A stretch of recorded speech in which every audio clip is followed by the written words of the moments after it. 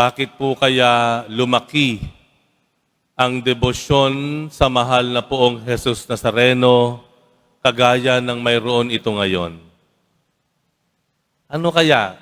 Naitanong niyo na po ba ang posibleng dahilan kung bakit ang debosyon sa mahal na poong Jesus Nazareno ay napakalawak at napakalalim? Alam niyo po, kasama po ako sa mga pare ng Quiapo na nagdadalaw Nazareno. Dinadala po yung mga official replica ng mahal na poong Jesus Nazareno na tinatawag na kalyehero sa iba't ibang probinsya. At mamamangha po kayo kahit kasulok-sulok ang probinsya, kapag dumating ang mahal na poong Jesus Nazareno, makikita nyo ang pagdagsa ng tao. Hindi lamang po sa Pilipinas, hanggang sa ibang bansa po. Maniniwala po ba kayo na merong official replica ng mahal na poong Jesus Nazareno sa ginegerang Israel, sa Tel Aviv? Nagdala na po tayo doon. At sa iba't iba pang lugar, South America. At tanong ko sa sarili ko, ano nangyari? Bakit kaya? Ayan, ano? Meron po akong posibleng isang dahilan na nakita. Alam niyo po kung ano? Dahil sa ating pagiging Juan Bautista. Dahil sa ating spiritualidad o spirituality ni San Juan Bautista. Kung atin po titignan ng kasaysayan, ang simbahan po natin ay hindi Jesus Nazareno, hindi agad Minor Basilica and National Shrine of Jesus Nazareno. As early as 1588, ang simbahang pong ito ay parokya ni San Juan Bautista. Paano nangyaring lumaganap ang debosyon sa mahal na pong Jesus Nazareno?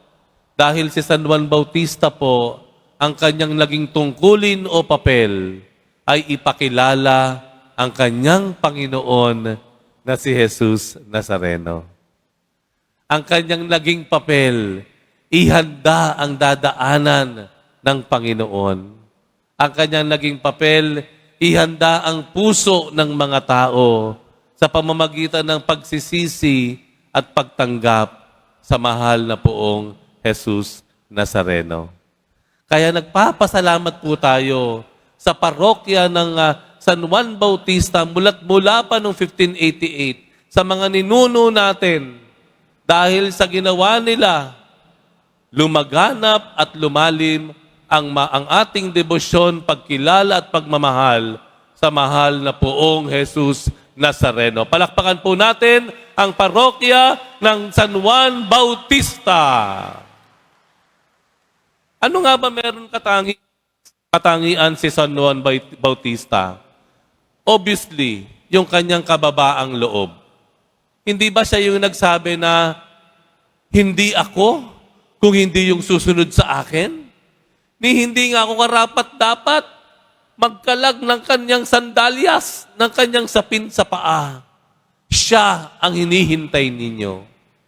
Nakita po natin yung pagkilala ni Juan Bautista sa karangalan, kaluwalhatian at kadakilaan ng mahal na poong Jesus.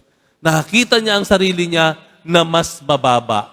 Hindi siya gagawa ng anumang bagay na makatatabing, na makakasagabal, makatatakip kay Jesus Nazareno sa mga mata ng tao.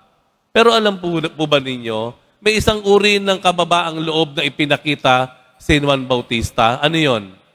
Yung kanyang pagiging handa na ibuwis ang kanyang buhay para lang sa tinuturo ng kanyang Panginoong Jesus Nazareno. Paano niya napakita ito?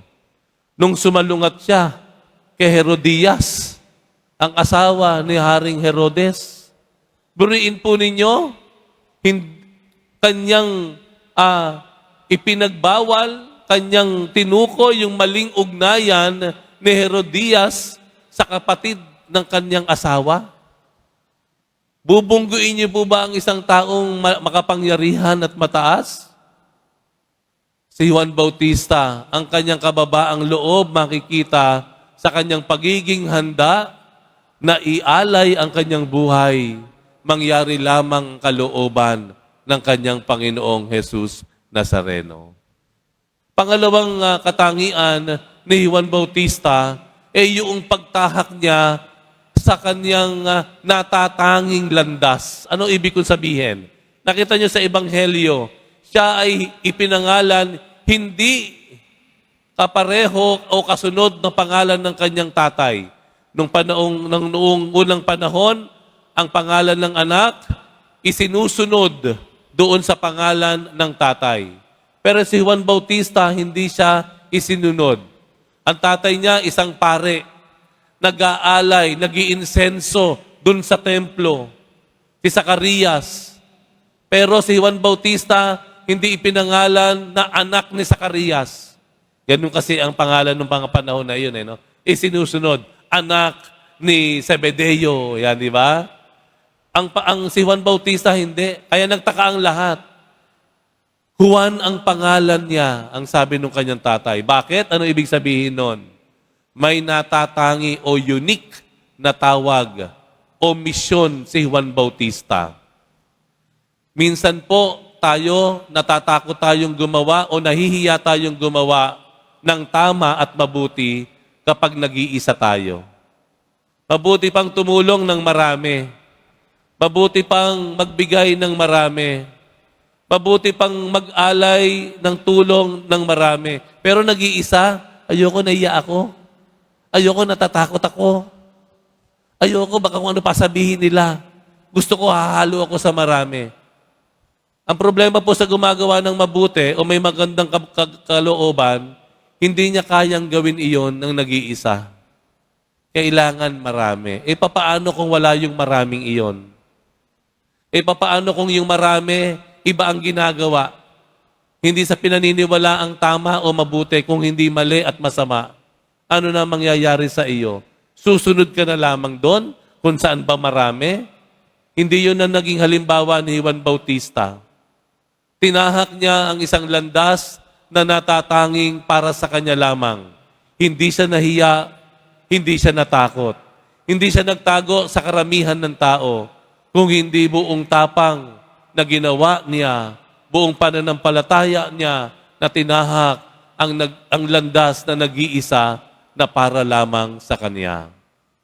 Sa makatuwid, ang ibig ko lang pong sabihin, sana naman po ang paggawa ng mabuti natin ay hindi dahil may kasama tayo. Ang ating pagiging tapat, ang ating pagiging mabait, hindi dahil mayroon tayong kasamang may mabait at tama. Sana po kahit nag-iisa lang tayo, kahit ang iba pa iba ginagawa, sana po gawin natin yung tama at mabuti kahit nag-iisa.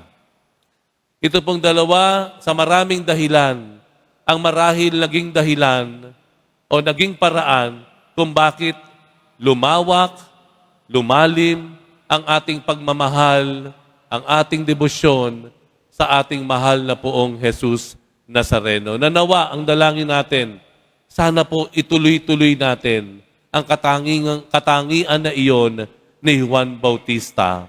Ang kababaan ng loob, handang itaya ang lahat para gawin ang tama. Pangalawa, gumawa ng kabutihan at ng tama at katotohanan kahit nag-iisa.